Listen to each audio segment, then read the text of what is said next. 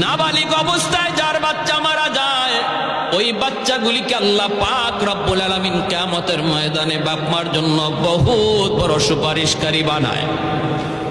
বাচ্চাগুলি আল্লাহর কাছে ডাক দেয়া কয়, মালিক, ও মালিক, তুমি আমারে দুনিয়াতে পাঠাইছো, পাঠানোর সময় আমার মা কত কষ্ট করছে, জান বের হয়ে যায় অবস্থা। এরপরে আমি দুনিয়াতে আসলাম, এত কষ্ট আমি মাকে দিলাম, কিন্তু মার কোনো খেদমত আমি করতে পারলাম না, আমার মা ঋণ আমি শোধ করতে পারলাম না।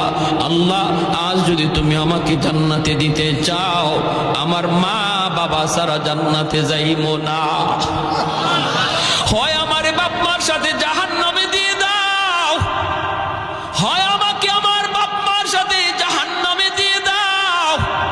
রব্বুল আলামিন তখন বলে, বান্দারে, আমি আল্লাহর আদত হচ্ছে জাহান্নামীকে জান্নাতে দেওয়া, কিন্তু